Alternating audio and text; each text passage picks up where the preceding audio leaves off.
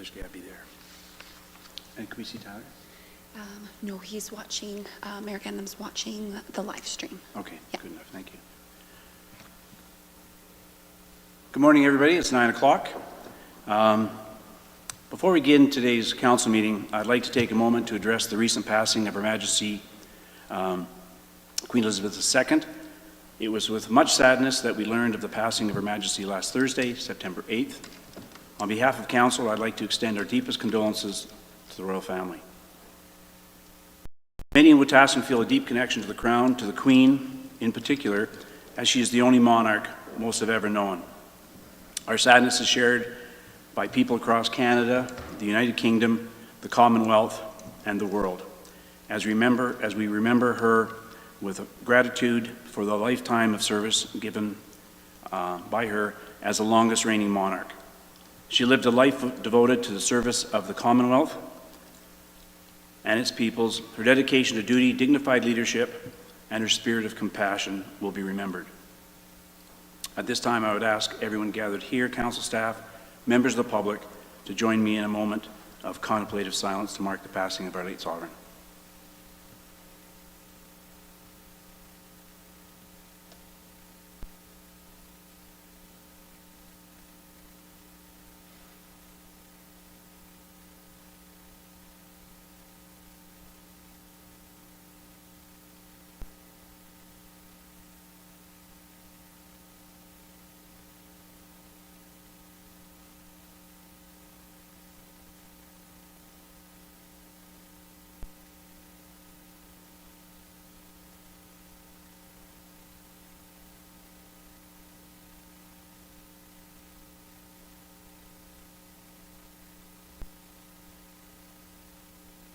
Thank you very much. Also at this time, on behalf of Mayor and Council, I'd like to extend our appreciation to Acting CAO Paul Edgington and staff for the advice and direction provided to us to ensure we are following the necessary protocols required in acknowledging the Queen's reign and her ultimate passing. So thank you, Paul. And on we go. No proclamations. Do we have members of the public for open mic? The members for open mic have not arrived All yet. right, we will attempt to work them into our program as they do arrive. And the adoption of the agenda, are there any additions you would like to have added to the agenda? Hearing none, I'd ask for a motion to adopt, please. Councillor Aberle. All in favor? That's carried, and thank you.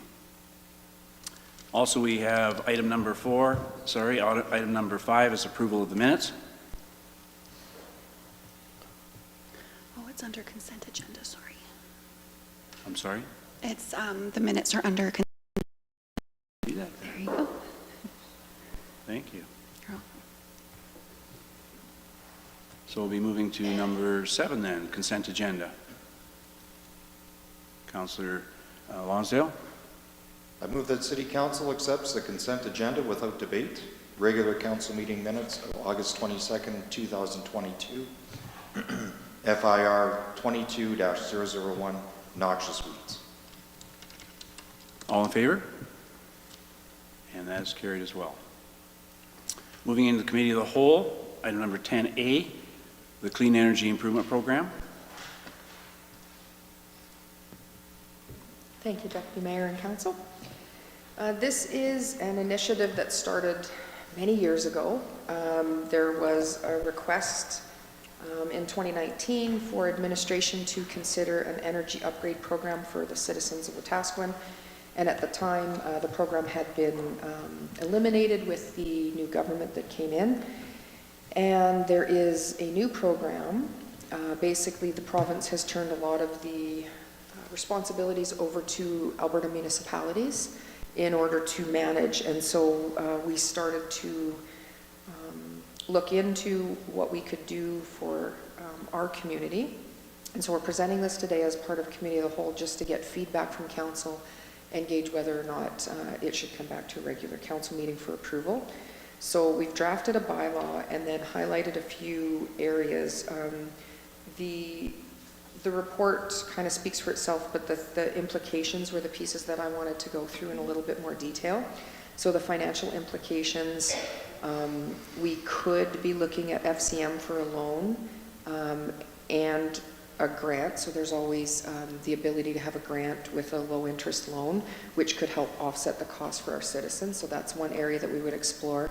And making sure that council understands there will be no impact to the municipality financially, other than staff time required to process the application and work with Alberta municipalities to get the homeowner approved for these loans and or grants. We do need to manage the cash flows, and so finance is aware that that's going to impact their operations depending on how many requests that we get. And then, of course, loans from private lenders would be considered if we did not have the option through FCM. The legal and risk, so the bylaw is pretty standard. They had developed Alberta municipalities had developed a standard template for most municipalities, and that's what we tapped into. So there's very little risk to the organization. And then some risk if owners default on their property and we end up having to put the property up for a tax sale. So we haven't fully understood the risk of what that is right now. And then for programs and services, so it would be new to the city and would require some additional resources to develop and implement. And we would be working really closely with Alberta municipalities. They do the bulk of the work on this, but it does have some impact on us internally. And then organizationally, so it does hit assessment and taxation, financial services, communications, would need to develop a communication to the public about this. We would need to update our website and that sort of thing. And then the bylaw, of course, so legislative services, and then planning and development services as well.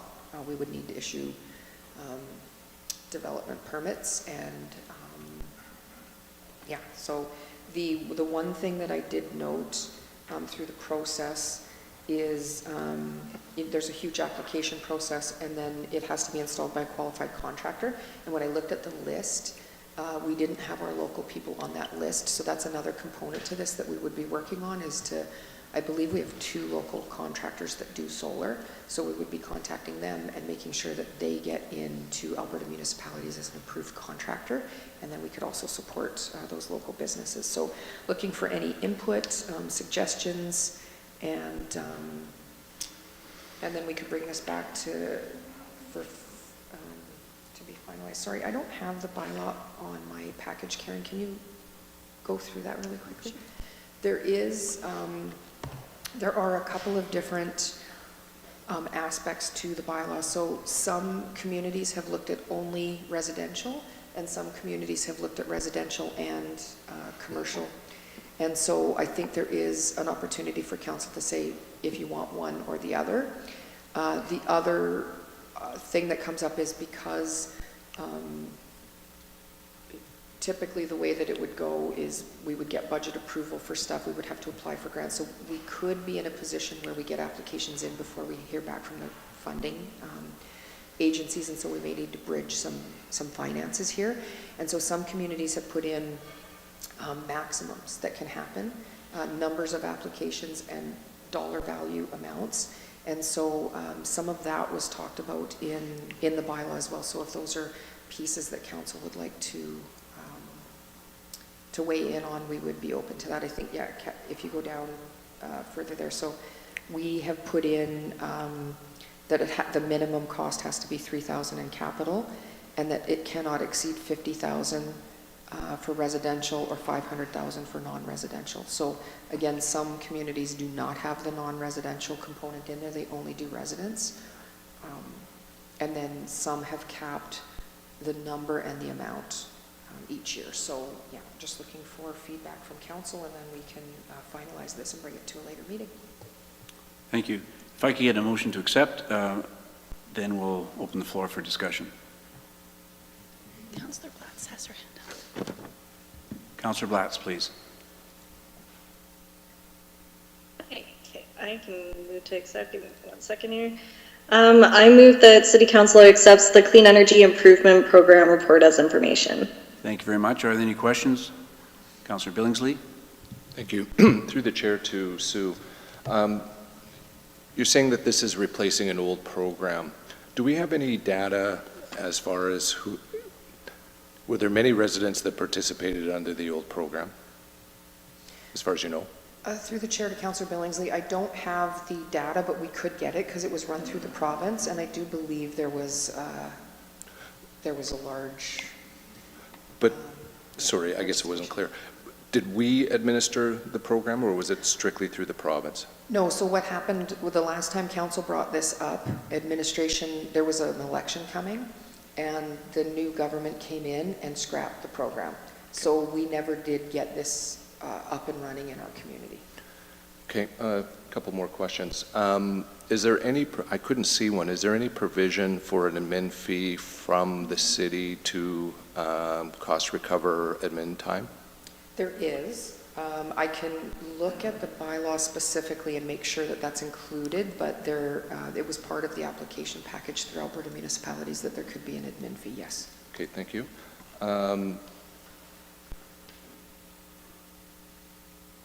If we give the loan, that will then add to our debt repayment, is that correct? Only if City Council decides to fund it. If you approve the program to only be run through FCM or a private loan, then the city would not, we could do bridge financing just when we find out that it's approved, but we would not be funding it for them. So I guess I'm just trying to wrap my head. So if we don't do the funding, are we just more of administrator of the program? It's not, we are not giving the loan, we would not be putting a lien on the home or anything like that? Correct. So Alberta Municipalities runs the program and the application process, but they need the municipality to sign off to say the person is in good standing with the municipality, and so they do need participation from us from a tax perspective and utilities and any bills that are outstanding, because they would not qualify for the program if they owed the municipality money. My personal feeling is that if we administer and give the loan ourselves, the $50,000 or the $50,000 might be a little rich for our community and our debt ceiling. Personal opinion. And Thank you. thank Councillor Aberle? Thank you, Chair. Through the chair to administration. Well, I'm going to actually I don't have questions, so through the chair to everybody, I think that this is a great opportunity for our community. It's allowing us to look towards our fourth strategic pillar in the environment and looking after that, but I think also into our third one where we're having the community be part of our story. So it's not just us demanding things, it's giving people the opportunity to be part of the strategic direction. I would recommend both residential and commercial. I think that it's going both ways, letting anybody want to be in on it. I agree with Councillor Billingsley that the amounts are going to be tough for us, especially if we go into a residential, those high numbers. And so I would like to see more on that and maybe some more discussion around that. The only other thing that I wanted to add, and it could be that I'm wrong, but I remember when I first moved to Wetaskiwin, there was something where we could get low flush toilets, some sort of deal with that, and I thought solar was also a part of that. So am I mistaken? Through the chair to Councillor Aberle, the low flow toilets is still a program that's administered, but it was just the toilets. It was, okay. Yeah, there are other energy programs that have come and gone in the past, so it could have been one of the other ones. All right, thank you. Any further questions?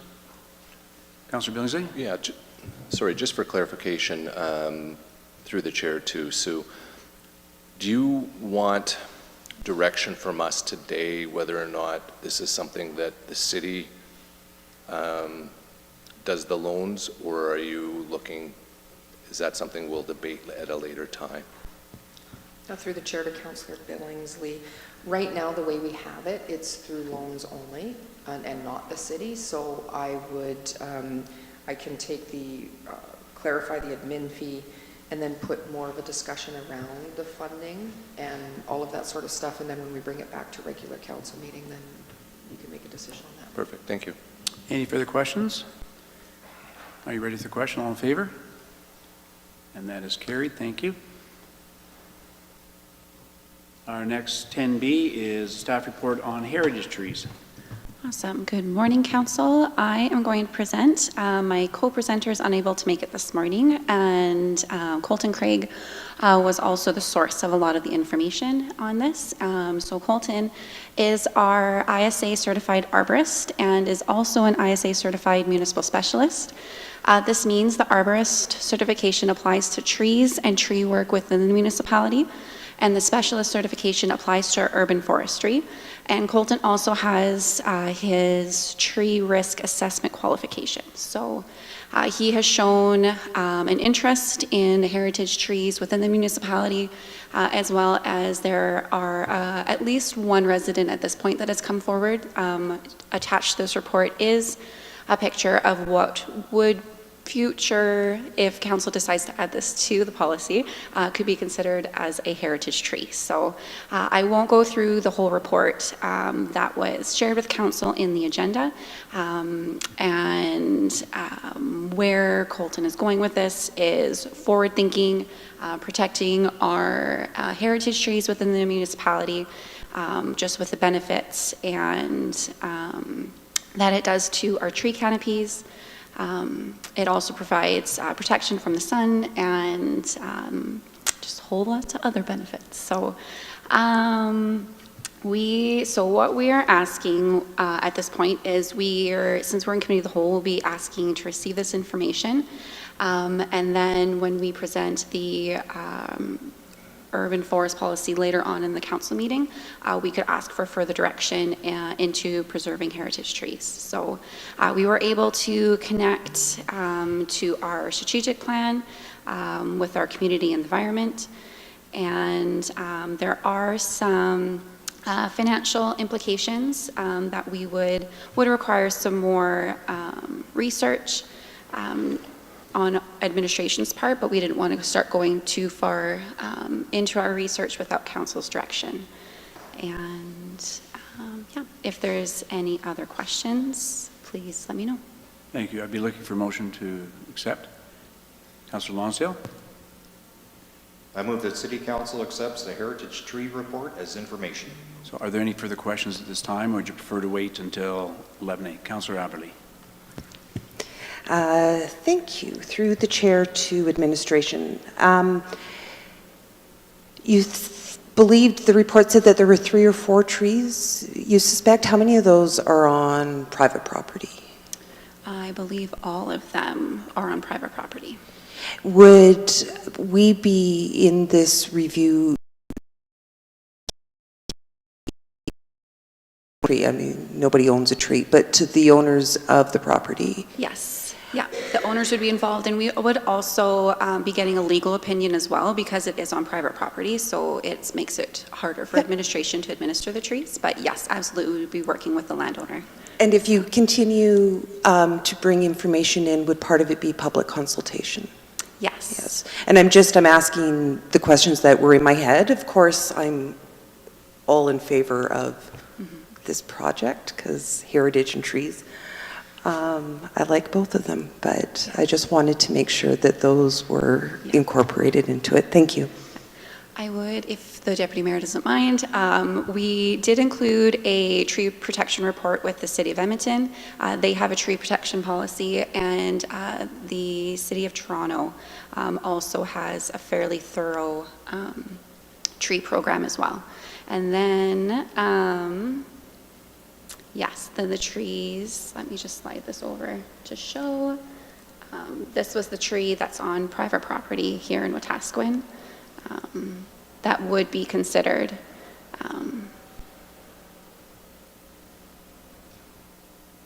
And from Colton's point of view, he believes this tree is older than the city. It's been around for quite some time. Are there any further questions? Councillor Aberle. Thank you. So if we pass this, may I then make the motion for a further review?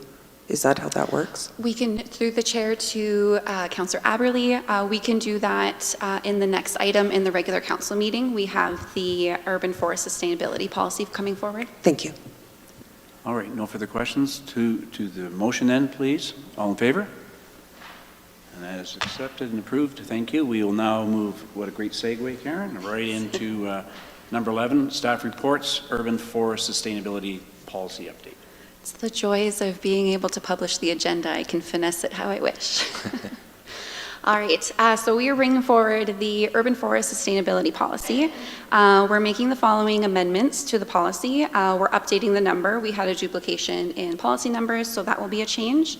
After consulting with our arborist, we're updating the Alberta AGDEX guide to the ANSI A300. That's the American National Standards Institute, and this is just being updating it to what the current industry. If council wishes to make any further amendments to the policy, they can do so now. And as discussed in our earlier in committee of the whole, if anyone wants to make another motion, they are welcome to at this time. So I open the floor for a motion. Councillor Blatz has her hand up. I move that City Council approves this CO-020 Urban Forest Sustainability Policy as presented. Thank you. Are there any questions? Councillor Blatz? Yeah. Councillor Blatz, please. Hello. Yeah, no, thank you. I just have a statement more than any questions about it. This is really exciting to have an urban forest sustainability policy, especially in a community our size. I think that it's really important, as Councillor Aberle has kind of talked about earlier, about how it fits really well into our strategic plan for item 4 for environment. And I think that it's just great to be able to start preserving and taking care of the trees that we already have, and to make sure that we're also doing our best to plant new trees wherever possible to continue with our tree canopy, as trees often die or they get cut down and all of that. It's good that we have a plan in place to start replacing those and keep our city looking beautiful and clean. So this is very exciting. Thank you very much. Any other questions? Councillor Aberle. Thank you. Through the chair to Karen. That's weird for me. Is this where I get to say? Let's talk about the Heritage Tree Project. Not quite. If we could please pass it? the policy motion, and then we can go into the next motion for what you'd like to make. Is to approve CO-020. And if there's no further questions, I'll call for the vote. All in favor? And that is carried. And Councillor Aberle. I would like to, thank you. I would like to make an amendment, please. No. Through the chair to Councillor Aberle, you don't need to make an amendment. You can make a brand new motion. I would like to make a motion to include, yes? Karen, help me, please. Can we do, I move that City Council directs administration to conduct a further review into preserving heritage trees to be included in the policy. So we're not ready to put the heritage, the whole new section of heritage trees into the policy. And there is a fair bit of work that's required of administration to do this. I move to direct administration, because you talk really quickly, to conduct a further review into preserving heritage trees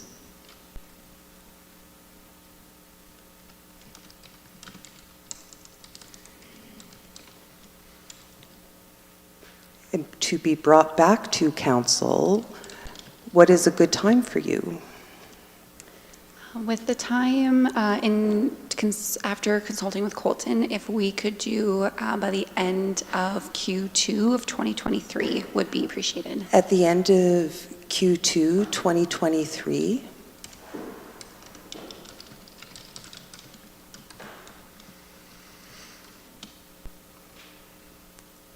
for the purpose of, maybe, for the purpose of including it in the urban forest sustainability policy. To be included in the urban forest sustainability policy. Oops. Let's spell that right.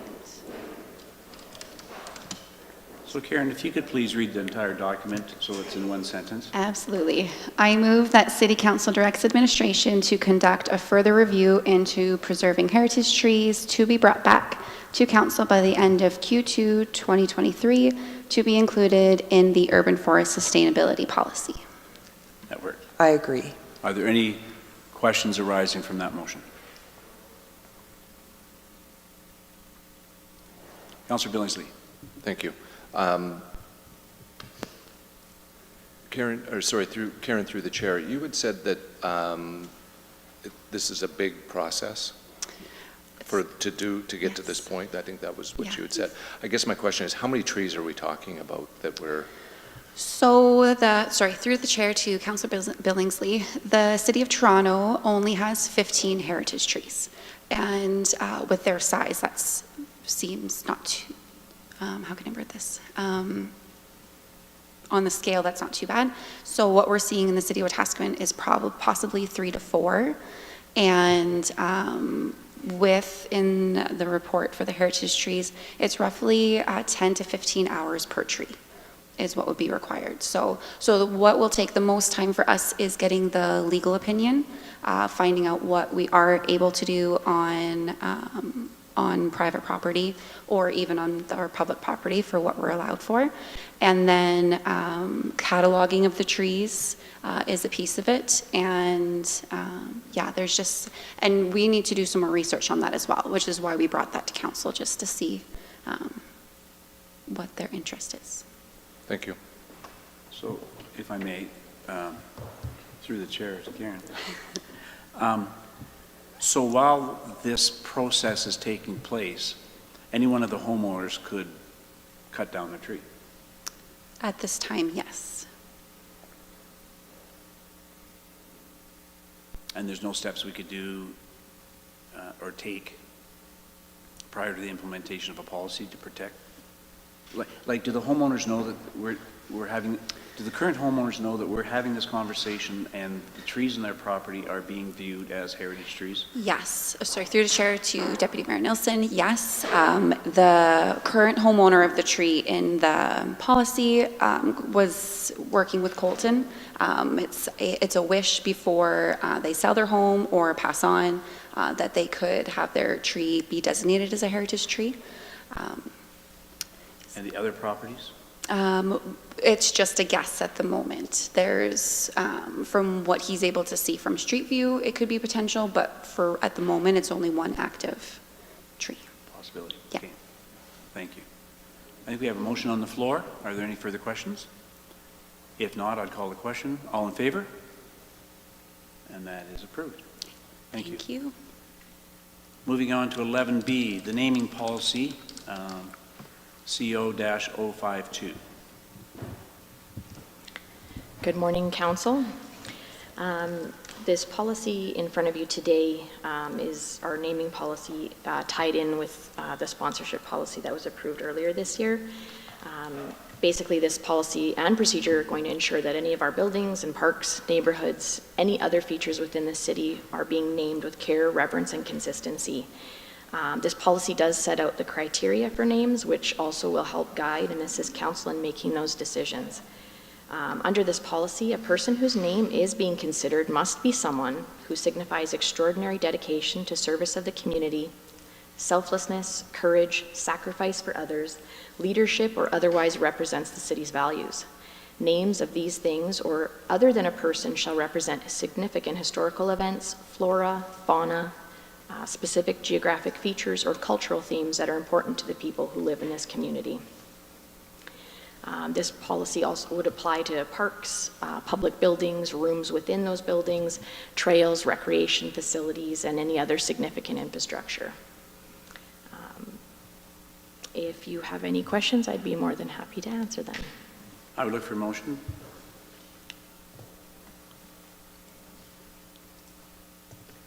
Councillor Aberle.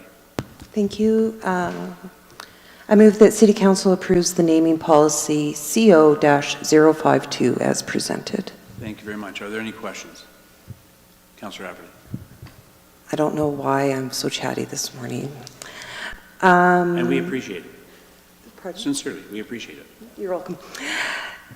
Through the chair to Kathy, the naming policy, and just sort of help me with my memory for the sponsorship policy. If there are, I can think right now, at least 2 rooms, if not 3 rooms in the aquatic center that are named after businesses. How would that impact this policy? I can take this. I have a little Okay, bit sorry. of history with this one. Thanks, Sue. Through the chair to Councillor Aberle. So originally administration had brought the naming policy forward, and the sponsorship policy was in the wings. Council had directed us to do the sponsorship policy first and then to bring this back. And so really the two are meant to complement each other. The naming policy is less about businesses having their name on something and more about citizens. Yeah. And so there would be no, if there is an opportunity to have it sponsored, then the naming policy would not come into play. Okay, so the sponsorship policy trumps the... Exactly. Okay, thank you. Yeah, this is more for roads, parks, things like that. We've had some businesses reach out and say, can we rename this My Business Way? Right. Things like that. So Okay. that's what this is meant to do. Thank you. Councillor Blatz. Thank you. Yeah, so my question is basically, I noticed that within the report there was a sentence that said, the names registry will allow the public to be involved in the naming process, which will help foster a sense of community pride and ownership. So I was just curious, does that mean that when names, like the recommendation for names comes through, that the public will be able to vote on it? Does it just mean that the public is now able to submit names for different things, or does that mean that council gets to be involved in the naming part of it, and then we just do public consultation on it? I'm just a little bit confused with the wording of that sentence.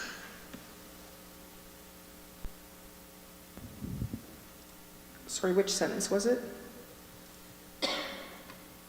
Give me a sec. So when you open up the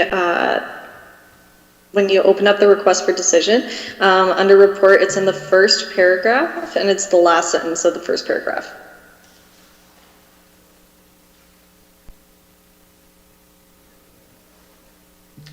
Oh, I do remember this. Through the chair to Councillor Blatz. What we were looking at was having a roster of names that could be easily pulled from for planning and development. So significant people in the community could be nominated, and administration would keep a register of all of the names of the people that were nominated. And so yes, in that case, the community is involved in giving us the names they think should be either streets, parks, that sort of stuff.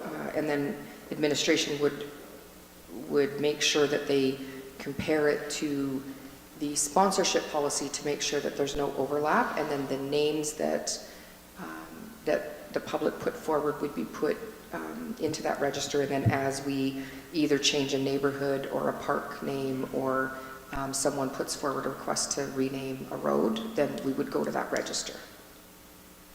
Okay, perfect, thank you. Could I follow up that question, please? Sue, I guess, so anybody nominating somebody, that name would go onto the register, or would they have to be vetted as having met the criteria before they get on the register? To the chair, anyone can nominate anyone, and then it goes through the vetting process. And then once it's fully vetted for our own policies, then it would go onto the register. Thank you. Councillor Lonsdale. Thank you. Through the chair to Sue, you had mentioned that we have some businesses that have come forward to looking at naming. Have we had interest from private citizens for perhaps buildings? I know there's been names thrown around for different buildings and this and that, and just wondering about private citizen-wise the results we have.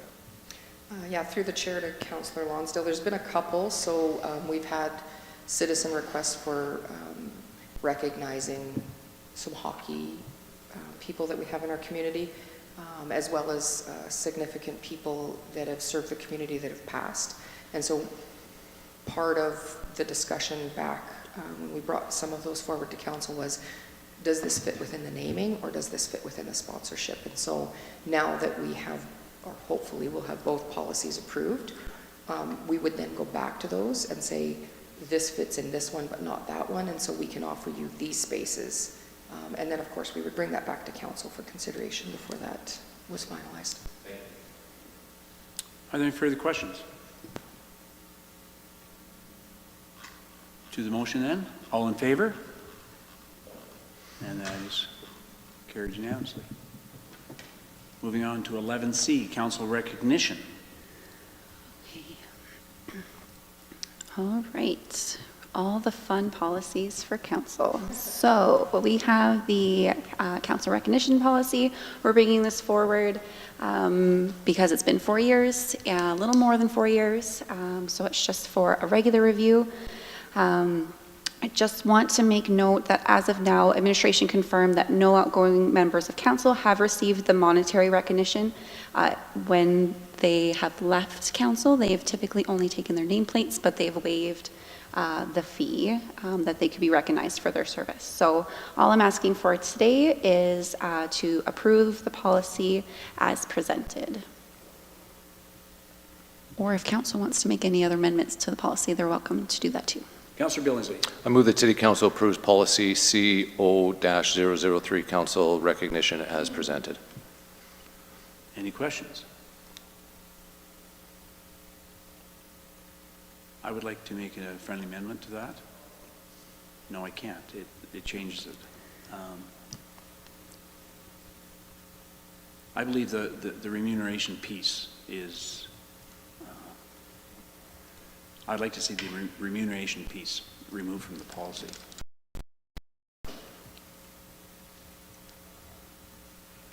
As people who let their name stand for election, we do so in terms of providing service to our community. In doing so, we are also compensated for that service. And so to be further recognized with a monetary award for providing service,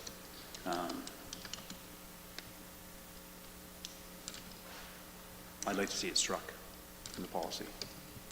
Councillor Billingsley. And I can understand what you're saying with that. And not that I'm looking for a gift or anything like that. I certainly wouldn't want a check for $80. But Ms. Smith, how long have you been on council? You haven't been there 8 years yet. So just it's 28. Okay. But the point I'm trying to make is, but if it was a city something, a memento of something, I'd be okay with that. But as far as getting a check for $80, yeah, I certainly would not be interested in that whatsoever. But a gift in the value of $80 that recognizes and that has some significance back to the city, I certainly would be in favor of. Councillor Haverly. Thank you. I would like to make an amendment to the policy, please, to remove a gift of value equal to $20 per year of service. And then I'll make a comment towards it. Okay. Does that not change? No, still, I don't think it changes because it has a dollar value of similar amount, but it's not a cash amount. Oh, sorry, 2 seconds. My copy paste is not working. That was your fingers weren't working.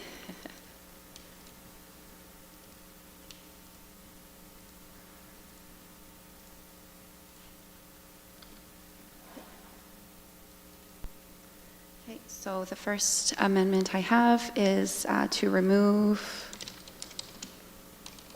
a gift of a value equal to $20 per year of service. Thank you. I'm in agreement with Councillor Nielsen that we're at a place where it is a privilege to serve. Some days are harder than others, but it is a privilege to be in the position that we're in. And I would like to see us get away from, I mean, it's never been taken, but get away from that materialistic idea that we need something to commemorate something that we've done. Should council or administration at the time choose to pitch in for a gift, like you see, that is good, but that's not on the taxpayers' money. So that is why I would like to see it removed. Thank you. Karen, I need some direction here because after considering Councillor Billings' remark about it significantly alters the motion, right? We're taking something very specifically out of the motion.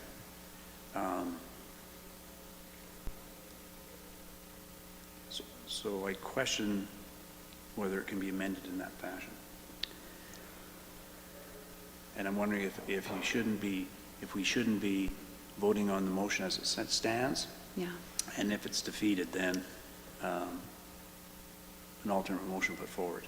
So an option could be if Councillor Aberle withdrew this current motion. My recommendation at this point then would be to rescind the entire policy. Is if we remove the gift value, and if there's maybe not much substance to the mayor's signature, a recognition scroll, which that also hasn't been handed out either. My recommendation would just be to rescind the policy. If there's not much flavor for anything else, then that would be my suggestion. Councillor Billingsley? Well, and I'm in agreement. I think that the amendment changes my intent. I think we should vote on that, and then if something else wants to be brought forward, then I would be okay with that if indeed it is defeated. Councillor Aberle. Thank you. Through the chair to council or administration. If we rescind the policy, we now don't have a policy in place for remuneration at all, or for, what is it, council recognition at all. So then we would have to have the policy a new policy come forward to us. Mm-hmm. So through the chair to Councillor Aberle, what I'm feeling, and Sue can tag in if she feels like this, if you withdraw your motion that's on the floor at the moment, and then we leave it with the motion on the floor with the as presented, council can vote on that. And then if council wants to do some more research on this, or wants to figure out what's more value for a council recognition, we could do some further work on this policy. So as I've interpreted it, it's just if we vote on the original motion and defeat the original motion, then direction could be taken. It doesn't mean, I guess it does. Because we don't have a policy. If we defeat it, It's defeated. We don't have a effectively policy. rescinding it? No. Thank you. That's what I mean.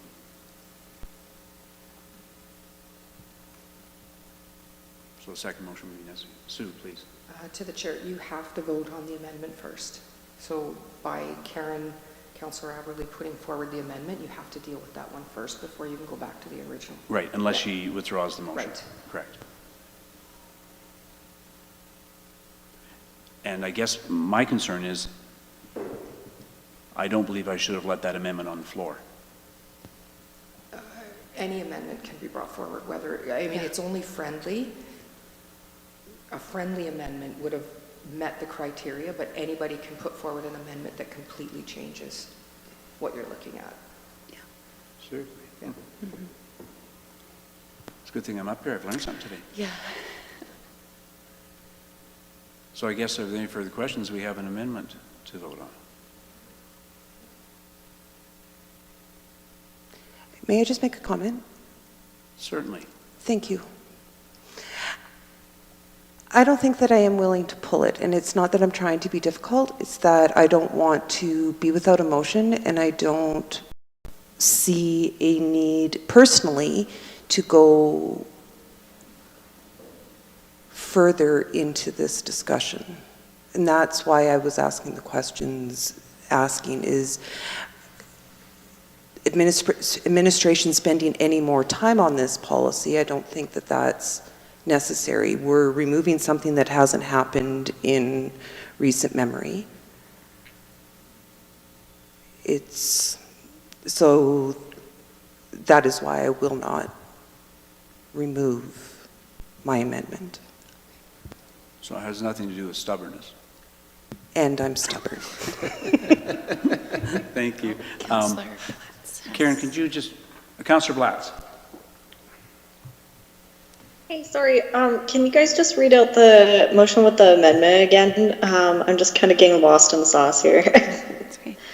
Through the chair to Councillor Botts, the motion on the floor is I move that City Council amends the policy by removing a gift of a value equal to $20 per year of service. Okay, thank you. To the amendment then. All in favor?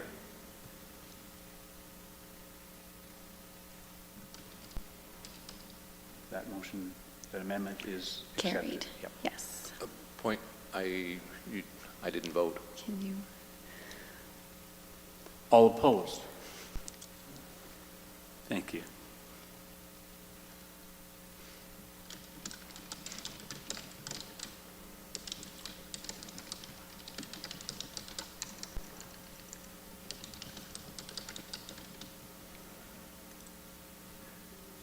Yeah. So Karen, where does that leave us at this point then? So that leaves us to the original motion on the floor, which just for Councillor Blatz's information as well, it's that City Council approves policy CO-003 council recognition as amended.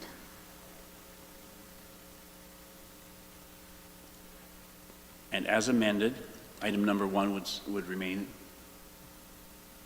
correct? Recognition of outgoing council members should be at the regular council meeting. Yes. And it would also include, shall receive a letter under the mayor's signature and a city recognition scroll and their nameplate. Yes. All right. So to that original motion then, all in favor? And the motion is carried. Wow. Much time. 11D, display of flags, and I believe being presented by whom? There we go. That would be me. Awesome. You did write this agenda. Okay, so we are bringing forward the policy for the display of flags. The updates that we're making, we're updating the template to match our current policy standards. I've removed any redundant information. We had a couple duplications and updated the number of flags that are currently being displayed outside of City Hall. Other than that, no drastic changes were made to the policy. A motion, please.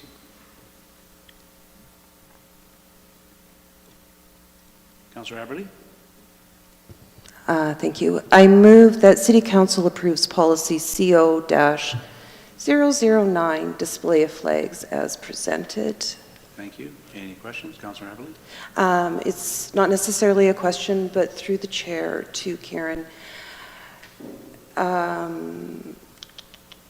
There was a point, and because I wasn't on my computer when I was reading it, there was a point where we were talking about putting the flags at half-mast, and the Treaty 6 flag wasn't included in that. Oh, okay. So half-masting, yeah, it says, is made to, yeah, number 1, all flags, Canadian, provincial, municipal, treaty, and territory is how it should, or temporary should, territory and I'm going to start again, Karen, I'm sorry. So number 1, when a decision is made to fly flags at municipal buildings at half-mast, all flags, Canadian, provincial, municipal, territory, and temporary. Thank you.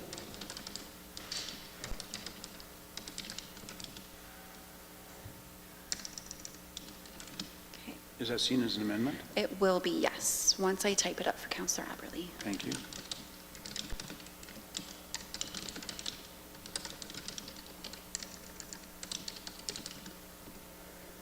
All right, so that's to include territory under 1, half-masting of flags in 1A, or sorry, half-masting of flags in 1, number 1.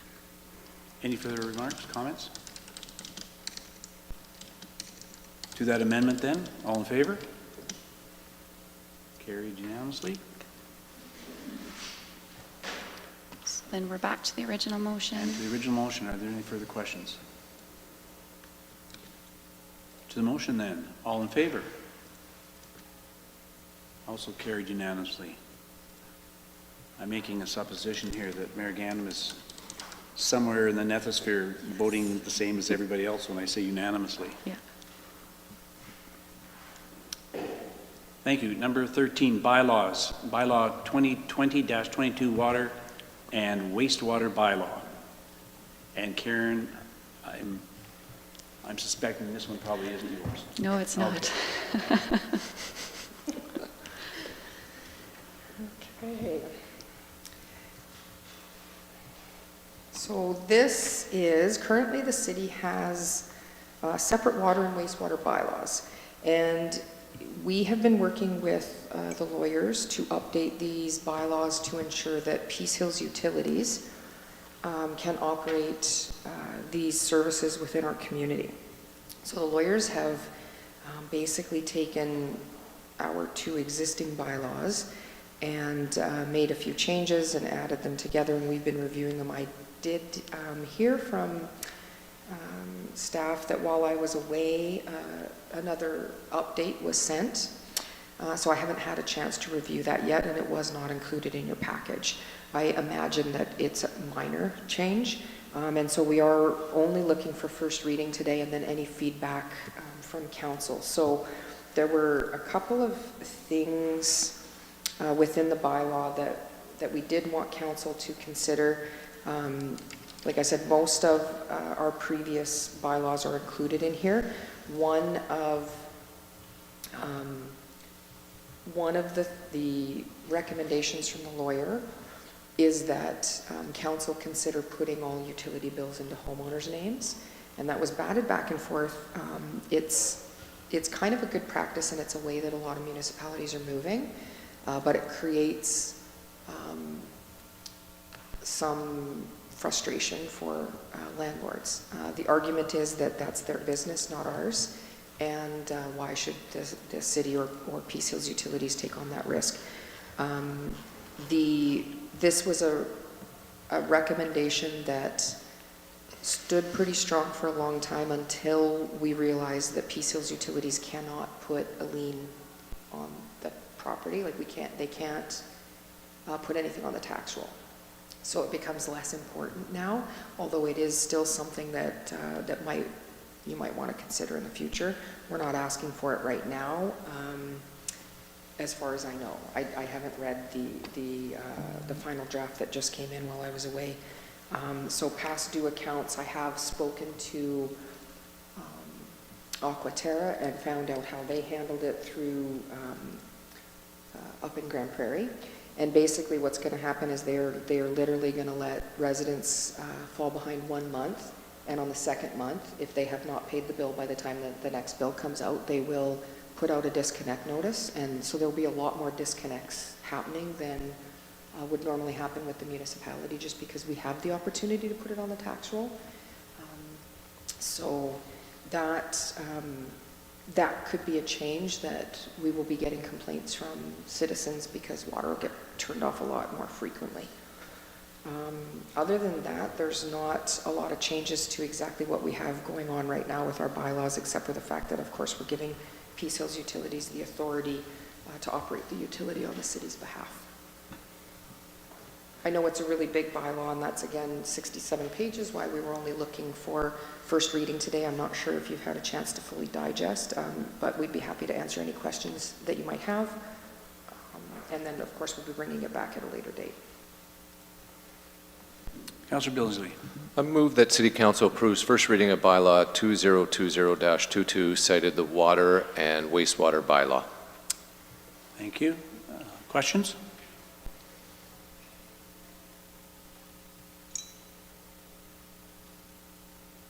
Sue, I have one. Under Utility Service Guideline number 8, 8.1, subject to subsection of whatever, the manager may adopt, amend, repeal, and replace utility service guidelines from time to time as the manager deems advisable. So that authority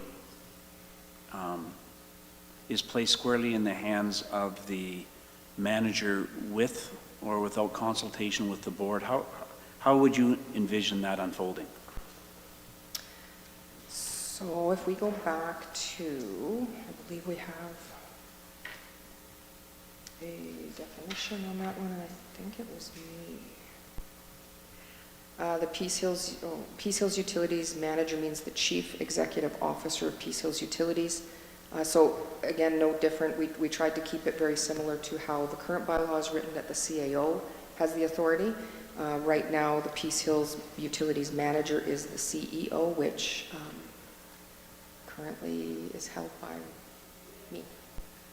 So it would be, I would make sure that the board was updated in any of those actions.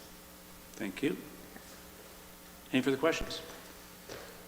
Hearing none, all in favor? Carried, I think, unanimously. This time we're going to item number 16, and I'd look for a motion. Councillor Aberley? I move that City Council proceeds with the meeting in an in-camera session to discuss a matter which falls under Sections 16 and 24 of the Freedom of Information and Protection of Privacy Act, exceptions to disclose. Thank you. All in favor? And that is carried. And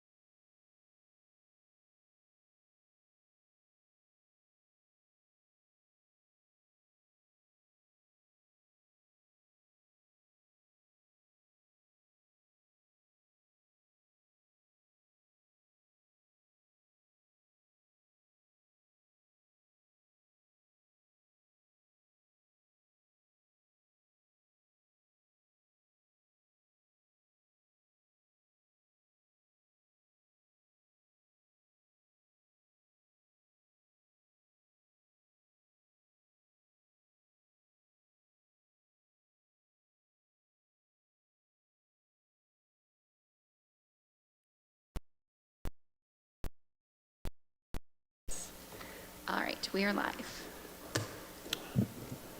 We are live and we are back in session. I would ask for a motion to bring us out of in camera. Councillor Aberley. Thank you. I move that City Council continues the meeting in public.